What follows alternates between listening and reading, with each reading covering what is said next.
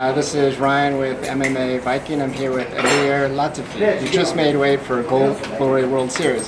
How are you doing? I'm good. Nice to make the weight. Now I can eat and rest and just focus before the fight. Yeah, how hard of a weight cut is it? I know before you were heavyweight and you cut down to light heavyweight, but you were always a smaller heavyweight. Yeah, I mean, I was short in heavyweight. I'm short in light heavyweight. I would be short in lightweight too. You know, I'm not a tall fighter, but what can I do? I was born this way, and I do the best that I can of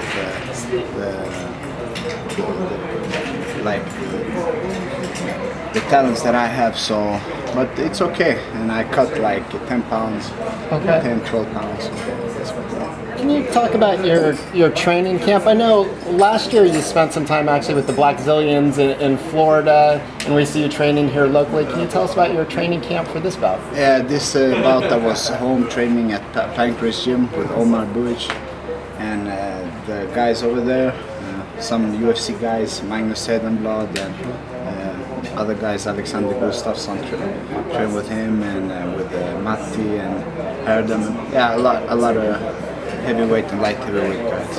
Okay, so your time of training in the U.S. and is right now I'm home, but I'm gonna go overseas again after summer. Okay. Yeah, I'm gonna be there. Great. I wanted to ask you about your Emmanuel Newton fight. Your shark fights. It was about a year ago today, and I think it was a different type of fighter. Usually you're known as this aggressor that moves forward, and I never had a chance to interview you and hear you. What were your thoughts looking back on that fight? That fight was my first fight after 1.5 year rest. I had a biceps tear injury, so I just came back after surgery and trained like 2-3 months and took the fight. And I felt good in the preparation, everything, but maybe in the fight a little bit the strategic and tactical was not right for that fight. But no, I mean, Emmanuel he's a good fighter, a smart fighter, and he's a he had a good game plan against me, so and it worked for him. Great. Was your plan for that fight to be more of a counter fighter for the first time? Were you waiting for some specific kicks or punches? No, actually, I think the thing was wrong, that I wasn't prepared for him kicking that much. And that in some way, maybe in the sparring, I hadn't sparred with guys that kicked that much, and he messed up my game plan totally. So that's what happened, and I was very passive in that fight. So I couldn't. Every time I tried to do something, he made me start over again. It was very effective, you know. It was the smartest thing for him to do. Great, and he's gone on, I think, to win 3 more fights. So I think the loss, looking on your record, even though it was a close fight, probably doesn't look it was bad. Yeah, it wasn't a fight. I mean, if you see the aggression, like stand up when we fought, I mean, I thought it was the punches was like pretty aggressive. But the battle wasn't so intense all the time. So, but man, he's a good fighter, and he's done good fights after. So I could have done better too. So, but you know, every fight you learn something new, and you try to develop. Yeah, and you're just at that time you were just 6 fights in your MMA career, so you really haven't fought too much. Before we talk about your fight tomorrow, I wanted to ask you.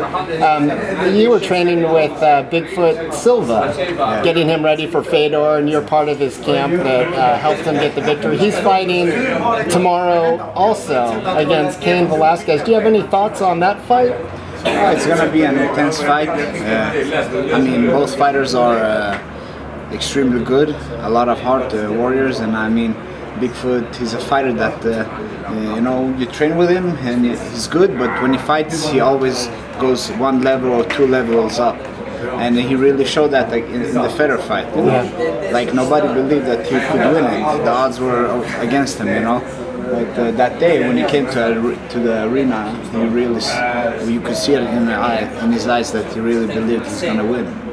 and but absolutely it's gonna be a tough fight. I mean, Cain Velasquez, he was former UFC champion. He has amazing wrestling, conditioning, and great stand-up. So it's gonna be fun to see. So your fight tomorrow, you're fighting a real veteran. I mentioned you're 7 fights in your MMA career, and I think your opponent has like 40 plus fights, and he's fought at heavyweight and light heavyweight. Originally you were supposed to fight Jeremy Horn, which I think excited everyone, thinking of the the different styles. What do you think about your fight coming tomorrow? What do you know about your opponent? I know Tony is a tough fighter. A lot of heart, tough guy, hard to break down, never backs down, and I've seen some of his fights, he's a tough fighter, and I mean, tomorrow is gonna be a tough fight.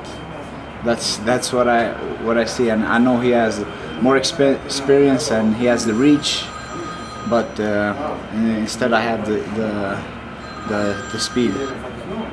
Right. And do you think we could possibly see some more of your wrestling tomorrow, or do you think it'll take place mostly stand-up? Or well, hopefully we'll see what happens. And I don't like to talk too much what happens, but we hope to be a nice fight for the audience. Okay. Will you break the ring this time? I'm gonna try not to break the ring. I'm gonna try. Is that something in your contract after you did that several years ago? The first time after my pro debut, they said no more ring breaking because we take it out of your your fight money. So we'll see tomorrow. Okay, great. Thanks for your time and good luck tomorrow. Thank you. Okay.